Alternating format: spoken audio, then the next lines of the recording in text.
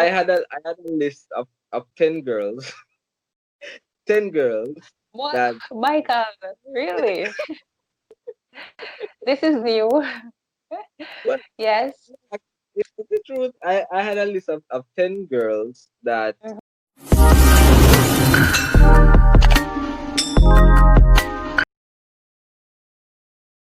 Hi guys, welcome back to my channel.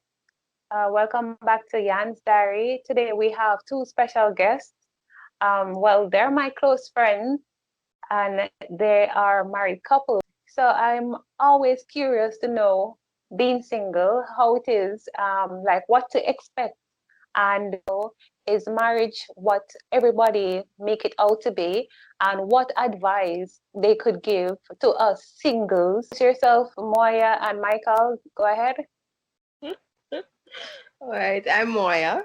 This is my husband, Michael. hi guys. We have been married for almost 6 years. December will be 6 years.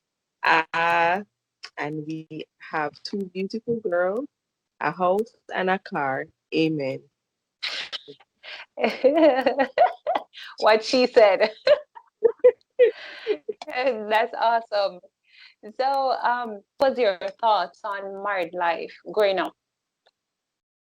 I mean, I've always wanted to get married. That was my desire from baby stage. And I think I lived in the era of Disney princesses. So I had that desire from a long time. And Disney made marriages seem beautiful, gorgeous, no problems, no issues. And that's not what it is. They lied. Okay, They so the fairy tale ending, that's not true. there is there is some fairy tale in it, but I think with marriages, it is what is a common goal for both parties. You have to have a common goal. And if husband and wife decide that we're gonna make this a fairy tale, they're gonna have to work for it. But it will happen. We will make this a fairy tale. But as I said, you will have to work for it. Okay, so basically you're saying that both persons have to come to a common ground and be able to put in the work because it's hard work. It's not no one-sided thing. That's what you're saying. And I mean that's a principle for basically everything, every relationship, every businesses that may be open. It's literally a principle. There must be a common ground and everybody should be working towards it. Together. Okay, so Michael, what's your take on it? Is marriage all that you thought it would have been growing up? Well, I don't know. I mean, I had an idea of what it was, seeing that my parents were married. I've always wanted to be married. I've never been the guy to go around with a lot of girls and have his fun before. I've always been the seeking a partner to settle down with early in life. So expectation wise, I was not prepared for what I got myself into. it's it's hard, it's difficult, but it's fulfilling. It is worth it, I'd say. I mean, the despite the hard times, the good times when it comes, and sometimes it takes a while to come, but you have to make it. You have to make the good times happen. That's what we have learned after 6 years. I mean, not necessarily after entire 6 years, but after a while, you learn that in order to have fun, in order for good times to come, you will have to make them happen, right? It just doesn't happen like in the fairy tales. It's hard work, in each other's space every minute, every day is annoying sometimes. It gets on your nerves sometimes. I mean, you're your own person. You're not twins. You're not the same person. You don't have the same likes. But I mean, it's worth it in the end. I mean, it's been worth it so far for us. For me. Okay, Not for her. wonderful. Wonderful. But I noticed that you said that growing up, you actually saw the image of what it is like to have a mother and a father in the household. So you basically had the experience of what married life looks like from an early age. So would you say that basically another to a young guy coming up, if he doesn't have that precedented role model in his life, would you say then his outlook on marriage would be much different from your perspective? If you understand what I mean. Let me Um, rephrase that. I think so. I mean, they said Mm-hmm. that the environment has more to do with who you are than what your parents actually teach you. So Mm-hmm. what you experience on a daily basis as a young child, a young boy, it will impact on how you view things and what you actually allow to really affect you. Because I mean, it's not everything in my parents' marriage was perfect. I mean, I saw the good and the bad, but I choose to look at the good and to accept the good and to work towards the good. Other persons might be in the same situation and see the bad and say, I don't want none of this. So I Mm-hmm. mean, it's down to the person and their understanding more than anything else. Okay, so it's boiled down to environment, nature, nurture, and also basically what you envision for your life growing up. Yeah, I mean, it what is the primary driver in my point of view is what you want. If you have a clear vision of what you want, then you're more than likely gonna achieve that. I had a clear vision from the get go. From I met Moya, I was like, all right, there she has a quality that I am looking for in a wife, and that was just my main aim, right? It wasn't like, oh, I'm gonna have some fun with this girl. I mean the human nature does kick in, and that can be a part of it, but in the back of my Yeah. mind it was, can she be my wife? And Uh, from the get-go, that was my plan, and it worked out. that's so cool. That's so cool. And it sounds like you guys basically built a foundation from the get-go by starting as friends and then continue to build and grow together rather than just jump in quickly and say, well, let's marry without getting to know each other. Because you No, guys were friends for a while. No. no. Yes. I actually did not like Michael at all. I never liked. Uh-huh. The first time I met Michael was on High Five, and Mm-hmm. That's so cool, yeah. yes, that was in like in fourth form. And he said Uh-huh. hi and we're talking and stuff. But during that time I was making sewing and making like skirts. So he commented on my skirt and I thought it was offensive. So me just did cut him off and block him. And you know, I did not remember this, I met him again years after. I never even Mm-hmm. remember say I him with the course off or anything. I didn't remember anything. I mean, we Mm-hmm. started with friendship and stuff. And I think we're different. Were we friends?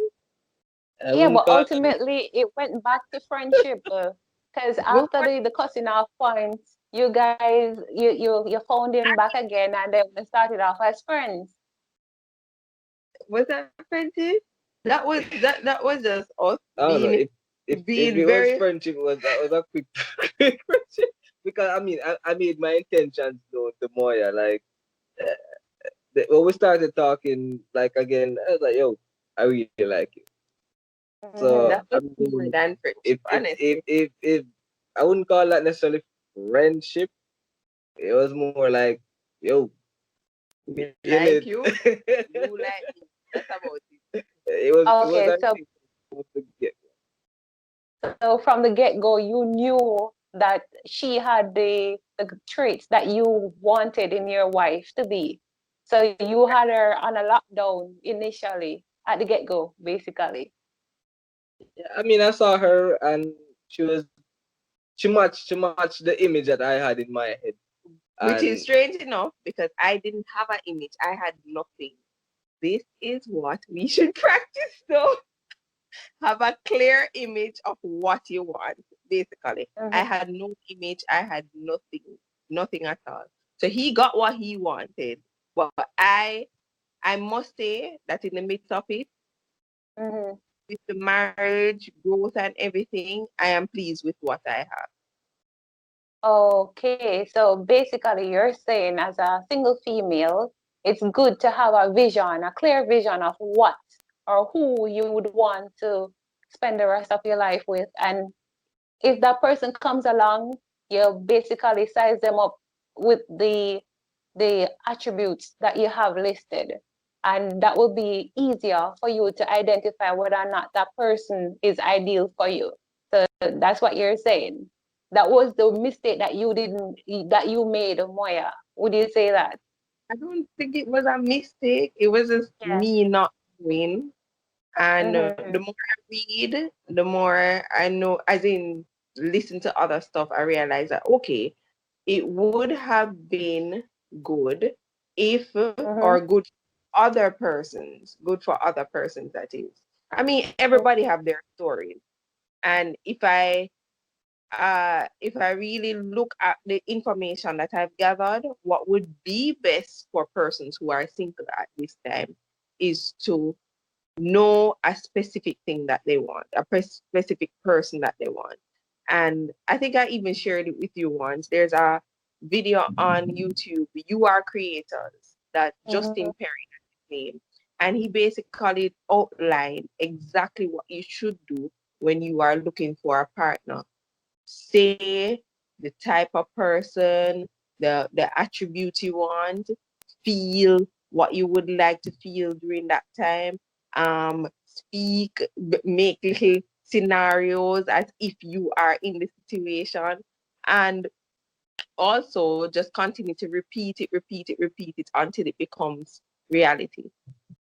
Yeah, because I remember you told me that I should try to envision having a partner and even leave a space on the bed for the partner, or even prepare a meal and share his dinner. But I thought that was foolishness, so I Mhm. didn't follow up on you. But obviously, with your perspective of that, um, I guess depending on the person perspective, then they might have a different outcome if they believe in it.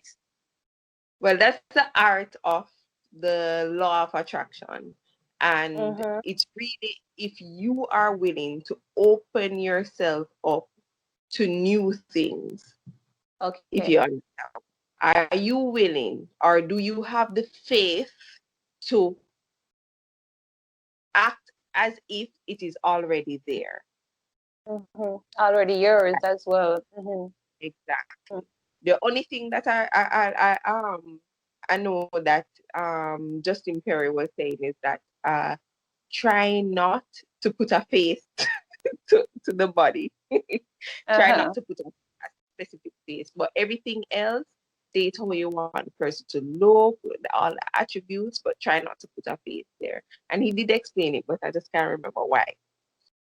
Yeah, yeah. Because you can't play with somebody else's reality. I think that is it. So if is it that you envision a person, but maybe that person doesn't envision you to be the same. So probably that's why he said to keep the face as ambiguous as possible. I think so. Yeah, I Well, I think don't know. you You would don't have to know. go back and watch the video. I think it's more along the lines of, if you put a face there, like if you have somebody else in mind, it Uh, doesn't matter what you think or what you want, your mhm. desire is going to set on that person, and you always put that person's face to match what you want, Oh. even if that person doesn't have the attributes, or some of the attributes that you find as core to who you would like to be. The mere fact that you're infatuated with that person could lead you astray. And strangely enough, I think that's exactly what you did With what? with the law of attraction. You basically wrote down all of your options, Well, and he Oh, actually you did. wrote down something. Okay. well, Okay. I had a list of 10 girls, 10 girls. What, that Michael? Really? This is new. well, Yes. it's the truth. I had a list of 10 girls that Mm-hmm. that I had was talking to at the time, and I mean I ranked them based on who I like the most, and not necessarily the attributes that I was looking for. I so I rank them, and then when I actually look at the qualities that I could say that I couldn't live without, like these qualities she must have, like I had to start taking off the list until I got to Moya, and I was like, all right, well, Moya have all the qualities that I think I can live with. She has all the qualities that I can, not necessarily what I want, but I can deal with that, and it was just her. So I was like, all right, I'm at Moya. Let's see how this goes. And it went well. Okay. Okay. So would you say that guys normally have they always have a list, a backup plan, basically. So they don't really date one person at a time. You said that you had 10 persons in mind. Hmm. So Well, would you I suggest that think for a female we everyone, should do the same, have options? all right, let me be clear. It's not that I was dating 10 women. I was not. I mean, I was friends with all 10. And, it was just casual conversation, me getting to know them. It was no dating. I wasn't flirting around with all of them. It was just people that I knew. I mean, people that I knew that I was interested in. That's all it was. I wasn't flirting around, dating, cheating on anyone, nothing like that. But Mm-hmm. as to your question, whether or not you should have options, I think you know what you want. You know your core values. You know what you can't live without, and you should ensure that whoever is on that list has those, and you don't fool yourself as to their outer beauty or how they look, and you fall for that instead of the core values that you are going for. Because one of the things that really sold me on Moya is our moral principles, because everything or moral principles aligned, and that was the first thing that I used to say that she's the one. What we believe, I mean, religiously, ethically, morally, all that aligned. And I think that's the most important thing when you're picking a partner, because I mean, beauty will fade when you get old, and all that you have to stand on are your core principles, or whether or not you think that if can you live with the beliefs that this person has, because that will form everything. That will be the basis of your family, your beliefs, what you do, your ins and your outs. But regarding the list, have a list. Nothing is wrong with that. Just don't go around flirting with everyone, trying to knock up everyone. Just be honest with your feelings, be honest with who you like, and you know ask questions. Yeah, that sounds great. That's a good advice as well. Always know what you'll be willing to settle with, because ultimately the rest of your life you plan to spend with this person, unless you wanna end up in the statistics of divorcees, and so that's a good idea to know what you want, and once you know what you want, you stick to it. So, is there any other advice that you are willing to share with the singles out there, myself included?